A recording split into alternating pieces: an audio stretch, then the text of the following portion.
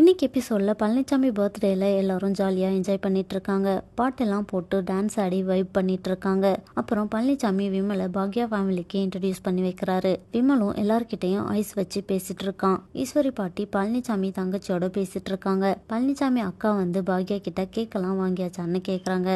விமல் பழனிசாமி கிட்ட பாக்யா ஆண்டி சூப்பரா சமையல் பண்றாங்கன்னு சொல்லிட்டு இருக்கான். அவன் இனியா போன் பேசிட்டு இருக்கிறத பார்த்துட்டு அங்கிருந்து போறான். அவன் போனதுக்கு அப்புறம் பழனிசாமி இவனுக்கு படிப்பே வரல, ஊரை சுத்திட்டு எல்லாரோடையும் வம்பு வளர்த்துட்டு இருக்கான்னு சொல்றாரு. ஆனா விமல் இனியா கிட்ட 10th 12th ஸ்கூல் ஃபர்ஸ்ட் ஒன்னும் காலேஜ்ல கோல்டு மெடலிஸ்ட் ஒன்னும் உருட்டிட்டு இருக்கான்.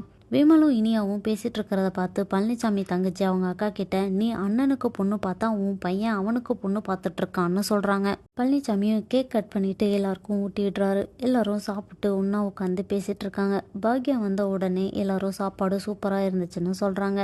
அப்புறம் பாக்யா எல்லாருக்கும் பாயசம் எடுத்துட்டு வந்து கொடுக்குறாங்க. ஈஸ்வரி பாட்டியும் தாத்தா கிட்ட வீட்டுக்கு கிளம்பலான்னு சொல்றாங்க.